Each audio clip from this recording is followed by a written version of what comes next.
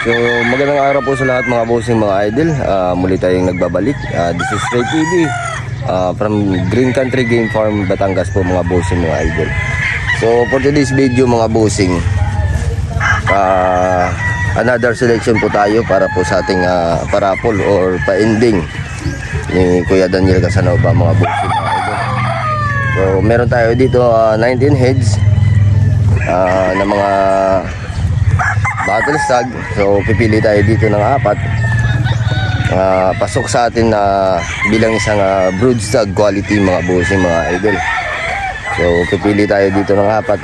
Actually hindi pa namin ito na papasukan ng buyer dahil kakaunti pa lang po yung ating mga battle stag dito mga bossing, mga idol. So dyan po sila sa likod nakatali. Doon tayo magsiselection mga bossing, mga idol. So habang naglalakad tayo, sasagutin muna natin yung katanungan ni Sir Salvador Dumagtoy. So para po kay Sir Salvador Dumagtoy, ang kanyang katanungan, idol, magkano yung pulit na gray? So mga bossing, mga idol, sa lahat po ng mga pure pulit namin ay nagkakahalaga po yun ng 15K. So yung sa ano naman po, yung sa battle stag 8.5, meron tayong minimum na 10 heads. At saka sa brood stag meron tayong yung presyo nun 35K in a brood stag po mga bossing, mga idol.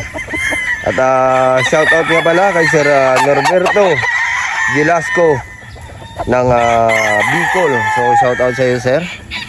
At magandang araw po. At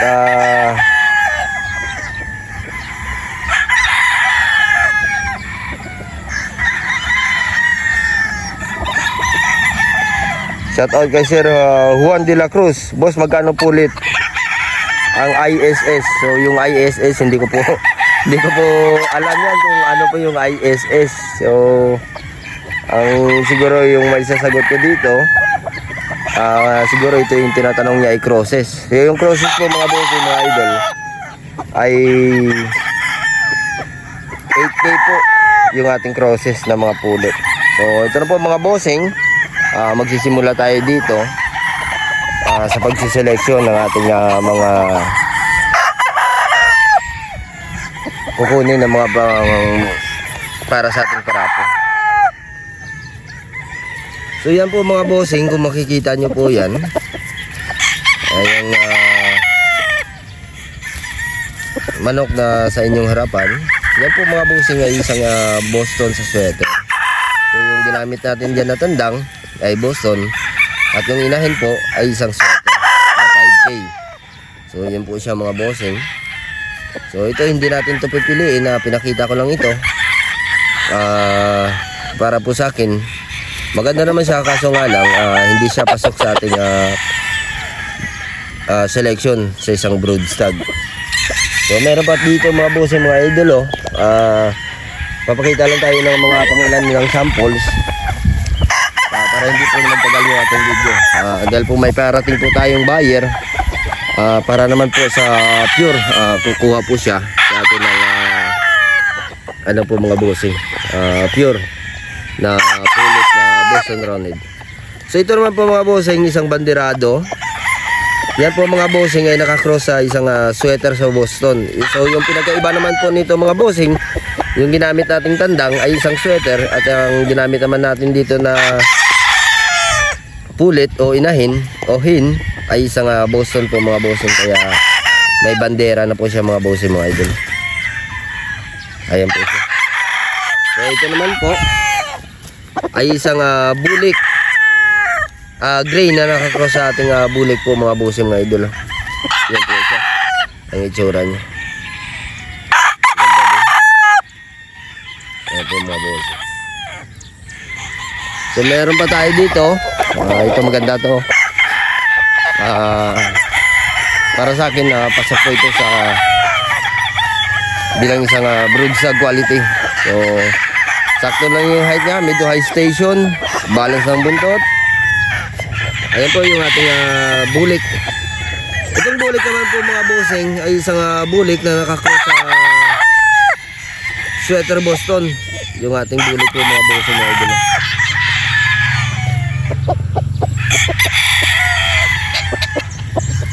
Ayan po. Okay naman yung balansyado naman yung buntot niya. Sakto lang yung katawan. At saka may height din po mga bossing mga idol. I-close up natin yun. Ang video hindi siya pumuporma.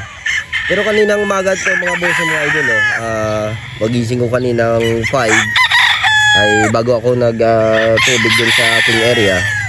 So nag-ikot-ikot na po ako dito at nag-spot na ako kung anong mga manok yung masiselection ko. Yung kagandahan dito mga bossing sa pagsiselection, umaga pa lang po mga idol. Para po doon natin makikita yung station ng manok, yung kanyang tayo, yung kanyang mga tindig. Doon natin makikita mga bossing mga idol. Wala pang hangin. Kasi po mga bossing, mahirap mag-selection ng ating mga manok. Katulad nito sa ating mga parapol. Pag mahangin na po mga bossing, hindi na po natin masyado makikita yung kanilang station at yung balanse ng kanilang mga buntot mga bossing mga idol. Gawa ng hangin. So baka iiwas tayo dun sa tinatawag natin na magkaka-trouble tayo. Baka pag seleksyon natin yan, okay na sa atin yan. Ayun pala, pagtingin natin kinabukasan ay mayroong diferensya. So hindi na natin mapapalitan yan dahil gawa ng naisalang na natin at nakuha na natin yung iba number. So nakadepende po yan. Pag hindi magustuhan ng ating better, actually mga bossing, nagkaroon na po kami ng ganyan na hindi ko napansin. Siyempre tao lang tayo. Meron siyang diferensya dun sa kanyang tawag dito, palasinsingan. So parang ano siya, yung kanyang palasinsingan ay walang buhay o patay yung ugat nandun. So yung ginawa ko, pinaalam ko kay boss, kay Sir Daniel, na ganun yung sitwasyon. So pagdating dito ng buyer, ng bettors na nanalo, so sinabi namin sa kanya yung ganun yung sitwasyon at humingi naman tayo ng tawad. Siyempre tao lang tayo, hindi tayo perfecto. So yun, nag-agree siya sa aming kasunduan at pinalitan ko po mga bossing mga idol. So ito po mga bossing ay isang sweater sa gold, bulik sa gold. Wala tayo. Ito po mga bossing, bulik sa gold po mga bossing. So selection pa tayo dito mga boss idol. Marami pa tayo dito itong pipilian.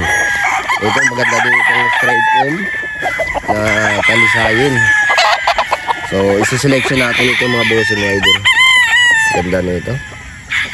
Itong straight comb na palisayin. So mamaya titingnan natin, pag close up natin doon, lahat ng mga selection natin mga bossing mga idol, ay titingnan natin yung mga markings ng ating mga manok bago natin ilatag dito mga bossing mga idol. Ito pang isang maganda dito.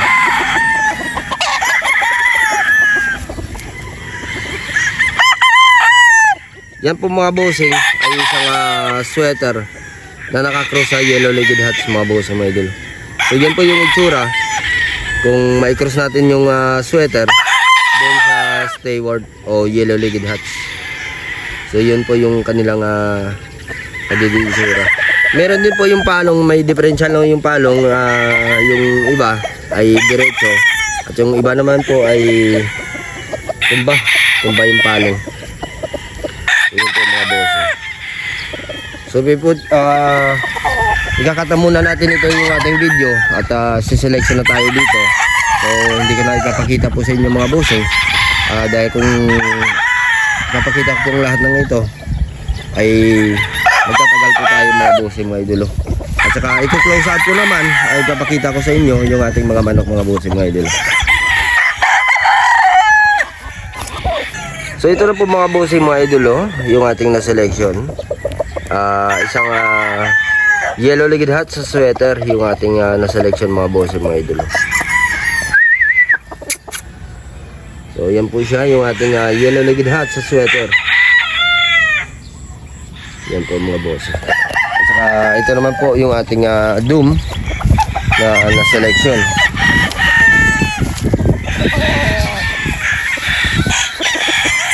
Yan po mga bossing. So yan po mga bossing, yung ating doom naka-cross sa sweater boson. So yung ginamit natin na tandang dyan mga bossing, mga idolo, ay isang doom. At yung ginamit naman natin na pulit o hen ay isang sweater Boston po mga bossing, mga idolo. So 3-way cruise siya. 50% yung doom, 1/4 Boston, 1/4 sweater. So yun po yung kalabasan ng ating doom sa sweater Boston. So yun po mga bossing. At ito naman po yung ating white.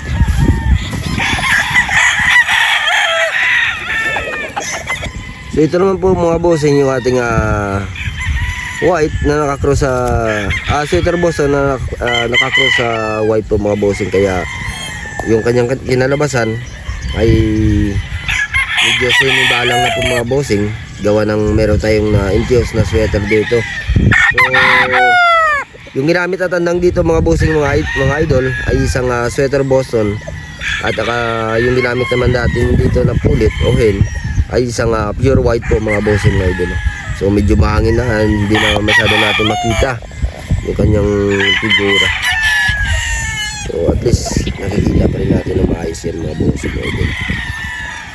So yun po yung ating sweater Boston na nakakross sa white po mga bossing.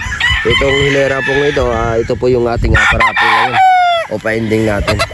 So meron tayo dito na selection na straight comb na gray. So ito naman po yung ating straight comb na gray. So ito po mga bossing yung ating gray.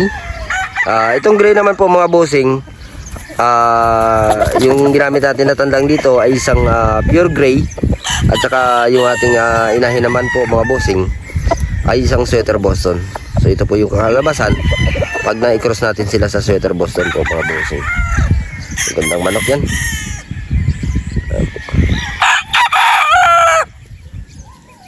So ayan po siya mga bossing, ang ating gray na nakakross sa sweater Boston, isang straight comb. Magandang manok. So ito close up natin ito mga bossing, mga idolo. So for heads po ito mga bossing, dito ko na nilalagay. Yan po yung aking bahay. So ito po silang apat na ito mga bossing na nakahilera. Ito po yung naka-schedule para po sa ating parapol. So boss, ang ating fourth quarter, Gray sa sweater Boston.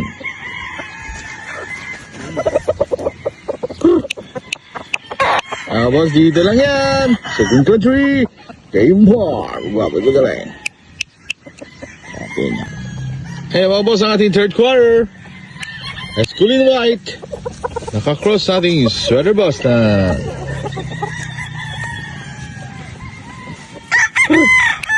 Dito lang yan. Second country, game farm. Wapo ito galing. Dong, nakakross sa ating sweater Boston. Dito lang yan. Second country, game farm. Ay mga bossing, ang ating first quarter sweater sa yellow-legged Dutch.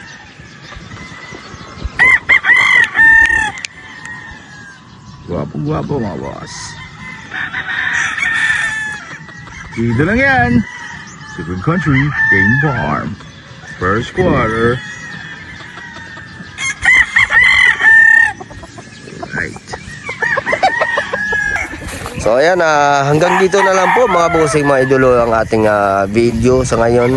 At meron pa tayong trabaho, meron pa tayong buyer na parating para kukuha sa atin ng pure pullet. Isang subscriber din natin mga bossing, mga idolo. So magandang araw po sa lahat mga bossing, at hanggang dito na lang po ang ating video. At maraming salamat po sa inyong patuloy na pagsuporta sa aking munting YouTube channel mga bossing. God bless po, and magandang araw sa lahat.